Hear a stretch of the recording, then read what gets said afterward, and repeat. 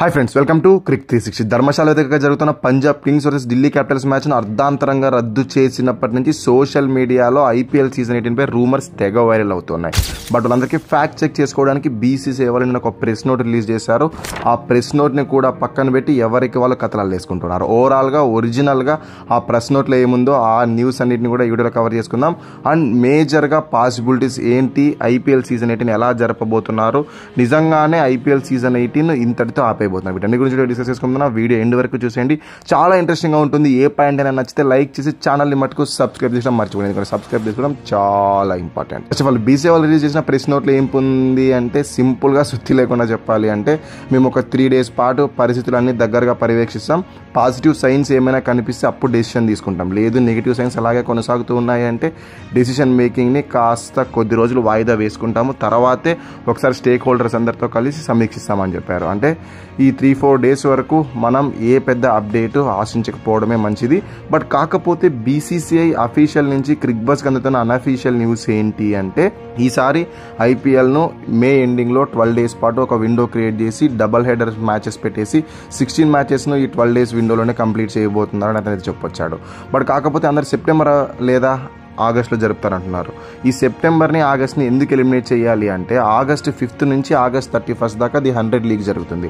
అంటే England players అందరూ వాళ్ళ లీగ్ ఆడడానికి వెళ్ళిపోతారు. ఆ టైంలో ఐపీఎల్ కనుక నిర్వహిస్తే 8 మంది కీలకమైన ఇంగ్లాండ్ ప్లేయర్స్ మన ఐపీఎల్కి అందుబాటులో లేకుండా పోతారు. వేరే సెప్టెంబర్ విషయానికి వచ్చేస్తే August 14th నుంచి September 21st వరకు కరేబియన్ ప్రీమియర్ లీగ్ జరుగుతుంది. వెస్టిండీస్ ప్లేయర్స్ 9 మంది మన ఐపీఎల్లో ప్రాతినిధ్యం వహిస్తున్నారు. సో వాళ్ళందరూ అందుబాటులో లేకుండా వెళ్ళిపోతారు. అది కూడా క్లాషెస్ అయితే వచ్చేస్తాయి.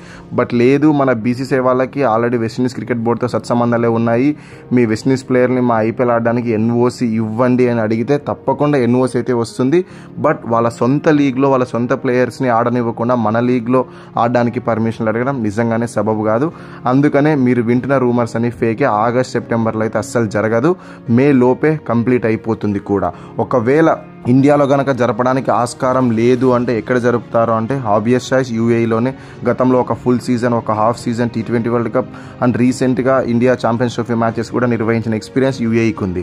అండ్ ఇంకొక సైన్స్ ఏం కనిపిస్తున్నాయి అంటే, Pakistan super league and Indian premier league 2 leagues ఒకే టైంలోనే సస్పెండ్ అయితే చేశారు. దాంతో ఫస్టే Pakistan cricket board UAE cricket బోర్డుతో చర్చలు జరిపారు. మా పిఎస్ఏలో మీరు 8 matches మీ స్టేడియంస్తో ఆడించుకుంటాము, గ్రౌండ్స్ పర్మిషన్ ఇవ్వండి అని. బట్ దానికైతే యూఏఈ వాళ్ళు నో చెప్పారు.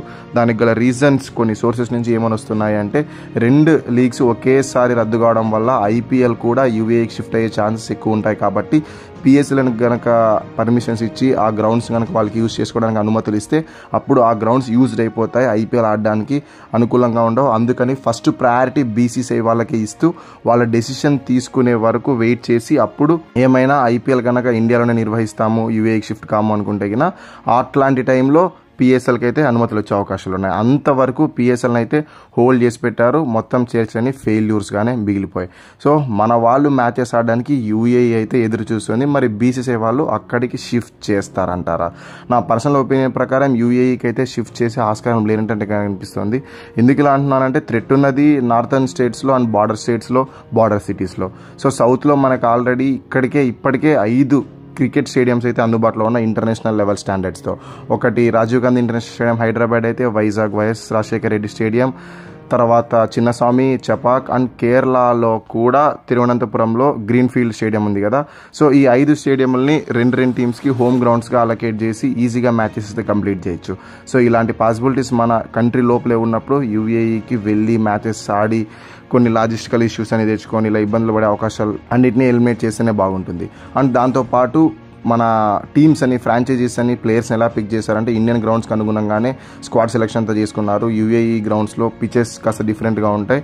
అందుకని విన్నింగ్ మొమెంటంలో ఉన్న టీమ్స్ అక్కడికి వెళ్ళాక మరీ ఓడిపోతూ వెళ్ళిపోయే అవకాశాలు కూడా ఉంటాయి. సో అందుకని అలా ఏం కాకోకుండా ఇండియాలో జరిపితేనే బాగుంటుంది నా పర్సనల్ ఒపీనియన్. ఇది వీడియో మన నెక్స్ట్ కలుసుకుందాం. అంతవరకు సెలవు. Thank you so much for watching this video. అన్నట్టు వీడియో నచ్చితే లైక్ చేసి ఛానల్ని మటుకు సబ్స్క్రైబ్ చేసుకోవడం మర్చిపోయింది, ఎందుకంటే సబ్స్క్రైబ్ చేసుకోవడం చాలా ఇంపార్టెంట్.